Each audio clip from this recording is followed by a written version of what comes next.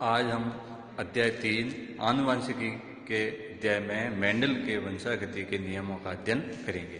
पहला नियम है प्रभाविता का नियम, दूसरा है मेंडल का पृथक्करण का नियम, तीसरा है स्वतंत्र अपव्यूहन का नियम। अब मेंडल का प्रभाविता का नियम क्या है? लिखा है कि जब एक लक्षण के लिए विपर्यासी समयुग्मजी पादपों में संकरण कराया जाता है तो F1 पीढ़ी में जो लक्षण प्रकट होता है उसे प्रभावी लक्षण तथा जो लक्षण अप्रकट यानी छिप जाता है उसे अप्रभावी लक्षण कहते हैं।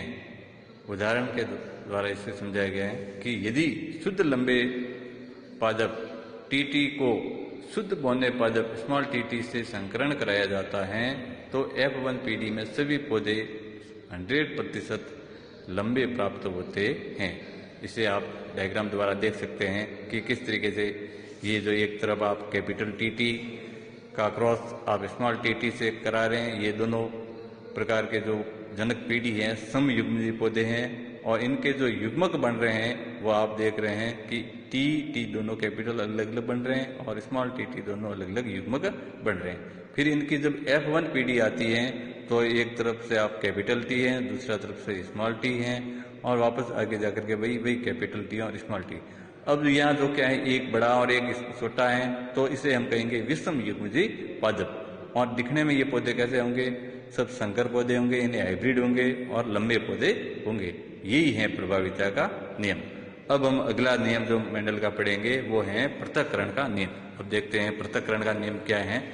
इसे हम युग्मकों की शुद्धता का नियम भी कहते हैं, लॉ ऑफ सेग्रीगेशन। लिखा है कि जब F1 पीढ़ी के संकर या विषम युग्मजी से युग्मक बनते हैं तो दोनों युग्म विकल्पी एलील्स एक दूसरे से पृथक हो जाते हैं, अतः इसे पृथक्करण का नियम कहते हैं। प्रत्येक युग्मक में एक लक्षण के लिए एक युग्म विकल्पी पाया जाता है, अतः इसे युग्मकों की शुद्धता का नियम भी कहते हैं।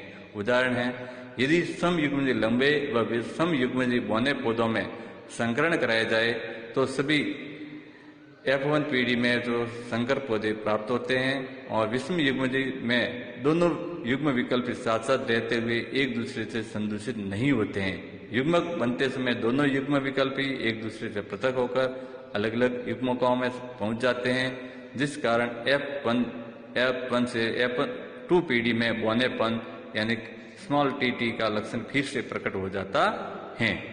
इसे आप चित्र द्वारा देख सकते हैं कि किस तरीके से ये आप जो पहले ऊपर देख रहे हैं वही प्रभाविता का नियम वाला पूरा है। F1 पीढ़ी तक का नीचे जो देख रहे हैं वो F2 पीढ़ी के लिए है। तो यहाँ वापस ये इनके जो जनक बन रहे हैं F2 पीढ़ी के लिए वो वापस F1 पीढ़ी के जो हैं वो यहाँ जनक हो गए, कैपिटल टी स्मॉल टी और कैपिटल टी और स्मॉल टी, इसमें मेल और फीमेल है। फिर इनकी युग्मक बने एक कैपिटल टी एक स्मॉल टी, दूसरा है कैपिटल टी स्मॉल टी।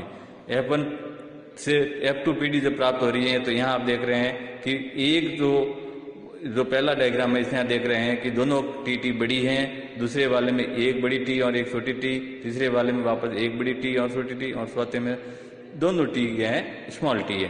तो यहाँ हम कह सकते हैं कि यहाँ जो बनने वाले पौधों में से 25% शुद्ध लंबे पौधे प्राप्त होंगे, 50% अशुद्ध लंबे प्राप्त होंगे और 25% शुद्ध बौने प्राप्त होंगे। इस प्रकार के इनका जब हम लक्षण प्रारूप देखते हैं तो 3:1 यानी 3 पौधे लंबे होंगे और 1 पौधा बौना प्राप्त होगा। और जिन प्रारूप की बात करते हैं तो 1:2:1 यानी 1 शुद्ध लंबा, 2 अशुद्ध लंबे और 1 शुद्ध बौना पौधा प्राप्त होता है। और इनकी जब हम एक चित्र द्वारा देखते हैं क्रॉस डायग्राम तो वापस वही आपका वो बना हुआ है कि स्मॉल कैपिटल टी बड़ा स्मॉल टी, इनका वापस कैपिटल टी स्मॉल टी से क्रॉस कराते हैं तो एक जो खाना है इसके अंदर तो आप देख रहे हैं कि दोनों कैपिटल टी आ रहे हैं, 2 खानों में आपके एक कैपिटल टी स्मॉल टी आ रहे हैं, एक खाने के अंदर दोनों स्मॉल टी आ रहे हैं। इससे ये सिद्ध होता है कि जो पृथक्करण का नियम है यानी दूसरे में जाकर F2 पीढ़ी में जाकर के वापस वही जो अप्रभावी लक्षण प्रकट हो जाता है यानी उनके